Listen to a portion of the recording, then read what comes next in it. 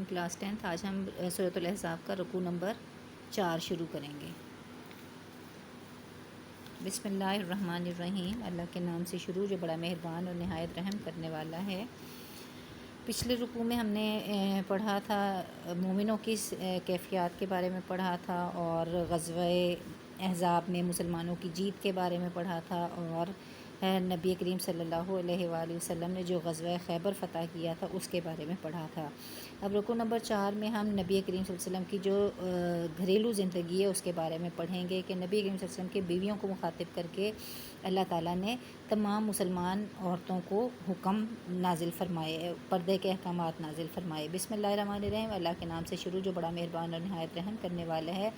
یا ایھا النبی، اے نبی صلی اللہ علیہ وآلہ وسلم، کل کہہ دیجئے لی ازواجی کا اپنی بیویوں سے، ان کنتنا اگر تم ہو، تردنا چاہتی الحیات الدنیا دنیا کی زندگی،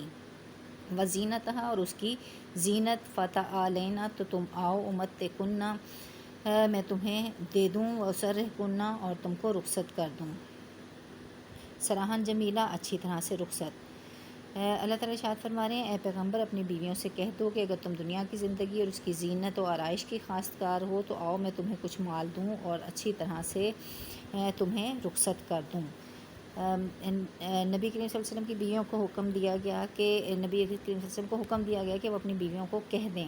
کہ دنیا کی زندگی اگر وہ چاہتی ہیں تو انہیں دنیا کی زندگی مل جائے گی، اگر وہ آخرت کی زندگی چاہتی ہیں تو آخرت کی زندگی کو وہ جو ہے نبی کریم صلی اللہ علیہ وسلم کے ساتھ رہ کر کس طرح سے گزاریں گی۔ یہ اس کا شان نزول اس آیت کا یہ ہے کہ جب غزوہ احزاب میں مسلمانوں کو فتح حاصل ہوئی، پھر اس کے فوراً بعد غزوہ خیبر ہوا، اس میں مسلمانوں کو بہت زیادہ مال ہاتھ لگا، تمام مسلمان خوشحال ہو گئے، بہت سارا زیور، بہت سارے جو تھے غلام اور لونڈیاں اور بچے جو تھے ان کے غلام بن گئے تھے، ان کے پاس بہت زیادہ مال آ گیا۔ تو نبی کریم صلی اللہ علیہ وآلہ وسلم کی بیویوں نے بھی نبی کریم صلی اللہ علیہ وآلہ وسلم سے فرمائش کی کہ انہیں بھی گھر کے کاموں کے لیے جو ہے غلام لا دیے جائیں یا لونڈیاں لا دی جائیں، اور ان جو ہے جو مال ادھر سے حاصل ہوا ہے اس مال میں سے بھی انہیں کچھ حصہ دے دیا جائے۔ تو نبی کریم صلی اللہ علیہ وآلہ وسلم کو یہ بات ناگوار گزری، انہوں نے خود تو کوئی جواب نہیں دیا، لیکن اللہ تعالیٰ کی طرف سے قرآن مجید میں یہ حکم نازل ہو گیا کہ اے پیغمبر اپنی بیویوں سے کہہ دو کہ اگر تم دنیا کی زندگی اور اس کی زینت اور آرائش کی خواستگار ہو تو آؤ میں تمہیں کچھ مال دوں اور اچھی طرح سے رخصت کر دوں۔ یعنی صاف صاف یہ بیان کیا جا رہا ہے کہ نبی کریم جو دنیا کی زندگی چاہتی ہیں تو انہیں نبی کریم صلی اللہ علیہ وسلم کی رفاقت نہیں ملے گی، انہیں نبی کریم صلی اللہ علیہ وسلم اپنی زندگی سے رخصت کر دیں گے۔ وَإِن كُنتُنَّ اگر تم چاہتی ہو تو وَإِن كُنتُنَّ اگر تم ہو تردنا چاہتی اللہ و رسولہ، اللہ اور اس کے رسول کو، والدار الآخرت اور آخرت کے گھر کی طلبگار، فَإِنَّ اللَّهَ تو بے شک اللہ نے اعدہ تیار کیا ہے للمحسنات نیکی کرنے والوں، نیکوکاری کرنے والوں کے لیے، نیکوکاری کرنے والیوں کے لیے، منکنہ ان میں سے، اجر عظیمہ اجر عظیم۔ اور اگر تم خدا اور اس کے پیغمبر اور عاقبت کے گھر یعنی بہشت کی طلبگار ہو تو تم میں جو نیکوکاری کرنے والی ہیں، نیکیاں کرنے والی ہیں، ان کے لیے خدا نے اجر عظیم تیار کر رکھا ہے۔ یعنی دو آپشن دے دیں کہ اگر دنیا کی زندگی چاہتی ہیں تو نبی کریم صلی اللہ علیہ وآلہ وسلم کی رفاقت سے انہیں نکلنا ہوگا، اور اگر وہ نبی کریم صلی اللہ علیہ وسلم اور اللہ کے اور عاقبت کے گھر یعنی بہشت کی، جنت کے طلبگار ہیں تو جو نبی کریم صلی اللہ علیہ وسلم کی بیویاں ہیں ان میں سے جو نیکوکاری کرنے والی ہیں، جو نیک کام کرنے والی ہیں، ان کے لیے اللہ تعالیٰ نے اجر عظیم تیار کر رکھا ہے۔ یا نساء نبی، اے نبی صلی اللہ علیہ وسلم کی بیویوں، من یاتی جو کوئی آئے گی، من کنہ تم میں سے، بفاحشات مبینات سری ناشائستہ حرکت کے ساتھ، یضاعف لہا تو دگنی کر دی جائے گی اس کے لیے، الاضعاف ضعفین دگنی سزا، وکان ذلک علی اللہ یسیرا اور یہ بات اللہ تعالیٰ کو آسان ہے۔ اللہ تعالیٰ ارشاد فرما رہے ہیں کہ اے پیغمبر صلی اللہ علیہ وسلم کی بیویوں، تم میں سے جو کوئی سری ناشائستہ الفاظ کہہ کر رسول اللہ صلی اللہ علیہ وسلم کو ایذا دینے کی حرکت کرے گی، اس کو دگنی سزا دی جائے گی۔ نبی کریم صلی اللہ علیہ وسلم کی بیویوں کو مخاطب کیا جا رہا ہے کہ کوئی صریح ناشائستہ الفاظ کہہ کر نبی کریم صلی اللہ علیہ وسلم کو تکلیف نہ پہنچائے. یعنی جب نبی کریم صلی اللہ علیہ وسلم کی بیویوں نے ان سے فرمائش کی تھی مال کی اور غلاموں کی، لونڈیوں کی، تو اس سے نبی کریم صلی اللہ علیہ وسلم کو تکلیف پہنچی تھی، باتوں سے تکلیف پہنچی تھی. تو اللہ تعالیٰ نے ارشاد فرمایا کہ نبی کی بیویوں کو یہ نہیں چاہیے کہ غلط یا ناشائستہ الفاظ کہہ کر رسول اللہ صلی اللہ علیہ وسلم کو تکلیف دیں، اور اگر کوئی اس طرح کی حرکت کرے گی تو اس کو اللہ تعالیٰ دگنی سزا دے گا، اور یہ بات اللہ تعالیٰ کو آسان ہے. وَمَن یقنت، اور جو کوئی فرمان برداری کرے گی، من کنہ، تم میں سے، للہ و رسولہ، اللہ اور اس کے رسول کی، وتعمل، اور عمل کرے گی،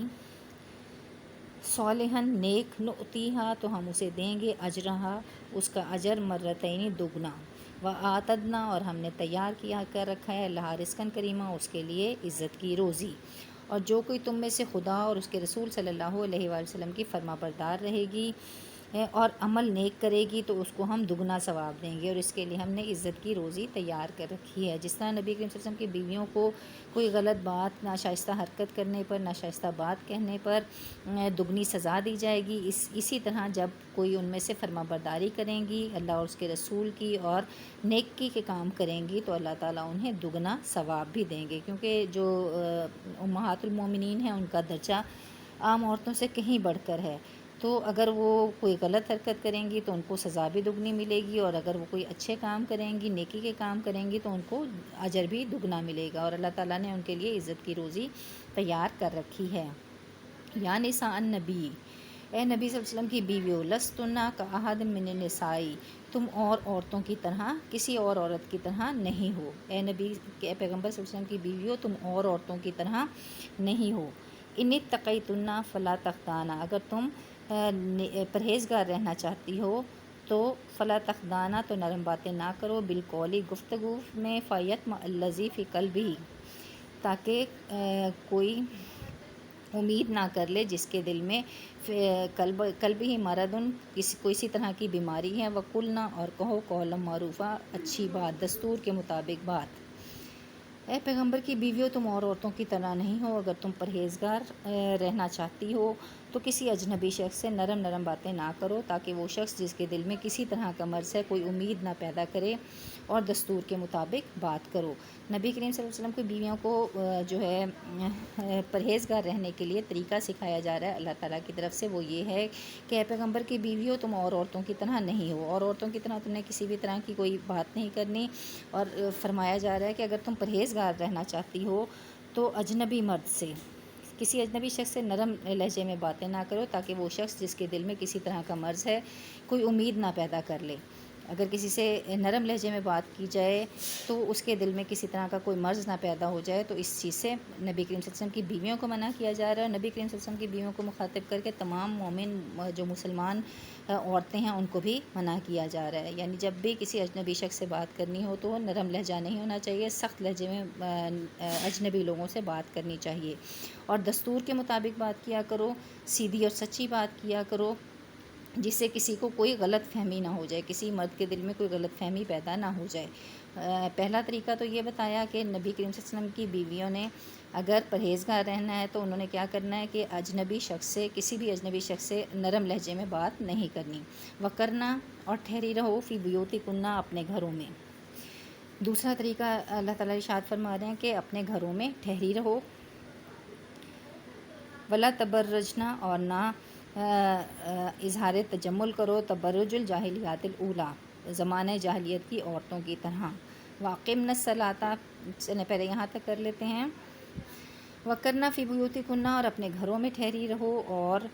جس طرح پہلے جاہلیت کے دنوں میں عورتیں اظہار تجمل کرتی تھیں اس طرح زینت نہ دکھاؤ.